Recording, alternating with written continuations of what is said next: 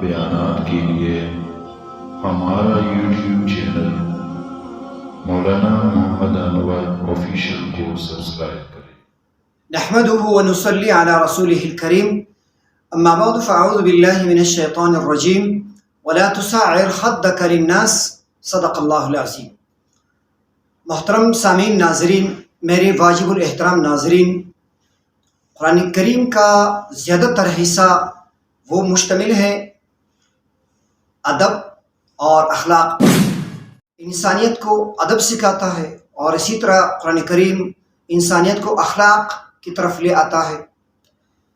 تو ان دونوں کے تذکرے قرآن کریم کے مختلف واقعات کے ساتھ ساتھ اسی طرح اللہ تعالیٰ نے جو پہلے انبیاء گزرے ہیں علیہم الصلوات و تسلیمات، تو ان کے واقعات کے ساتھ ساتھ ان کے قوموں کے جو واقعات ہیں، ان کے واقعات میں بھی ہمارے لیے بہت سے پہلو اس طرح کے ہیں کہ جن سے ادب کا سبق نکلتا ہے اور اخلاق کے پہلو ہیں۔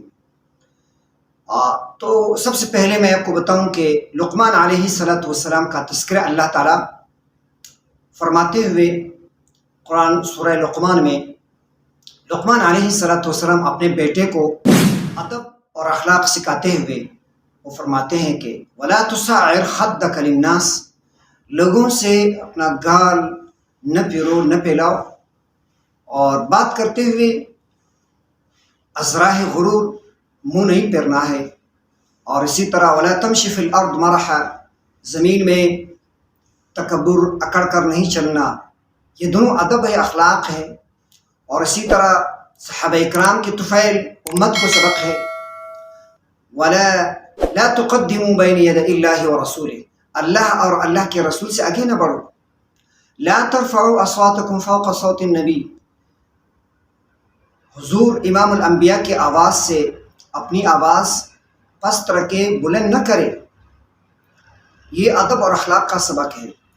وَلَا يَغْتَبْ بَعْضُكُمْ بَعْضًا، ایک دوسرے کے پیچھے نہ لگو، ایک دوسرے کی غیبت نہ کرو، اور اسی طرح لا تجسسوا، ایک دوسرے کی تجسس نہ کرو، اور اسی طرح قرآن کا ایک سبق ہے انسانیت کو کہ ایک دوسرے کو غلط نام سے نہ پکارو، اور ایک دوسرے پر اپنی قوم کے لحاظ سے کہ میرا قوم تمہارے قوم سے اچھا ہے۔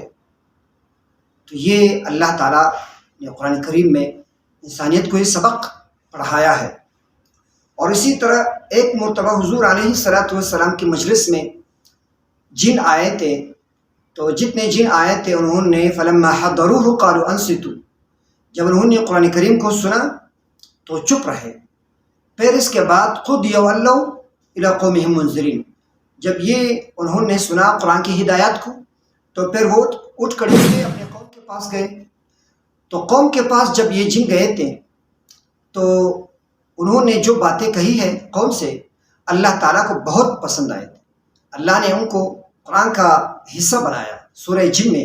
ان میں سے ایک بات انا لا ندری اشر ارید بمن فی الارض ام اراد بهم ربهم رشدا، تو یہ جن کہتے ہیں اپنے جو لوگ ہیں ان سے کہ ہمیں نہیں معلوم، ہم نہیں جانتے کہ اہل زمین کے ساتھ برائی کا ارادہ کیا ہے، یا ان کے رب نے ان کے ساتھ اچائی کا ارادہ کیا ہے، رشد رہنمائی کا ارادہ کیا ہے۔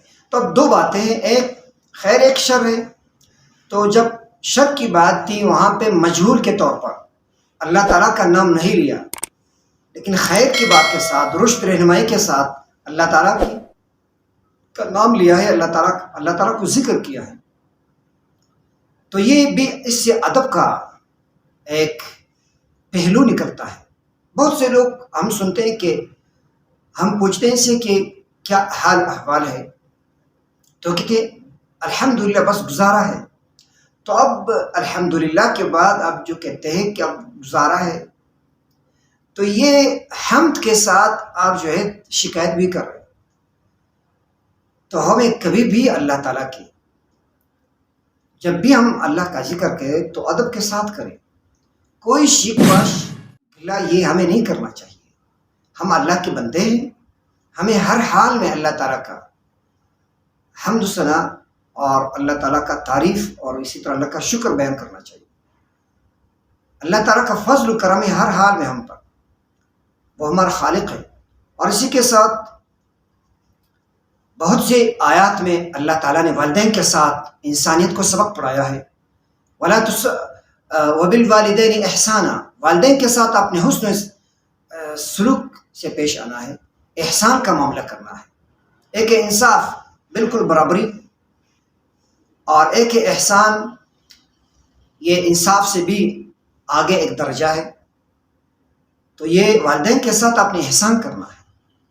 کبھی بھی کوئی ایک بیٹا بیٹی والد کا حق وہ ادا نہیں کر سکتا ہے، ان کے اتنے بڑے حقوق ہیں، پھر بھی اللہ تعالیٰ احسان کے معاملے میں یہ ہمیں ہدایت دے رہا ہے کہ احسان کرنا ہے والدین کے ساتھ، اور ان کے سامنے اف تک نہ کرنا ہے، ان کو غضب نہیں کرنا ہے، اور ان کو اپنے دعاؤں میں یاد رکھنا ہے۔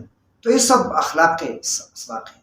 تو ہمارے پیارے امام الانبیاء علیہ الصلوۃ والسلام نے انسانیت کو سبق پڑھایا ہے، اسپیشلی جو آج کل کے جو نوجوان ہیں، تو اس ارشاد نبوی میں بہت بڑا سبق ہے ہم سب کے لیے، کہ حضور نے فرمایا ہے کہ میری امت میں سے جو لوگ ہمارے بڑوں کے احترام نہیں کرتے وہ ہم میں سے نہیں۔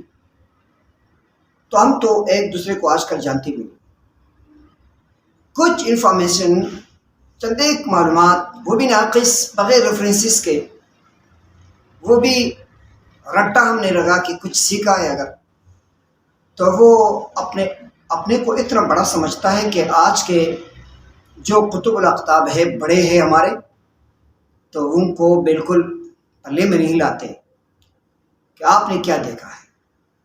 تو اس کے علاوہ گفتگو کے انداز کے علاوہ عملی زندگی میں بھی ہم نے بڑوں کا احترام، یہ ہم پر فرض ہے، ہم نے ہر بڑے کا جو ہے احترام کرنا ہے، گھر میں ہو، معاشرے میں ہے، محلے میں ہے، جہاں آپ رہتے ہیں، آپ کے ارد گرد جتنے بڑے رہتے ہیں۔ تو یہ قرآن کی ہدایات ہے، اللہ تعالیٰ ہمیں عمل کرنے کی توفیق عطا فرمائے۔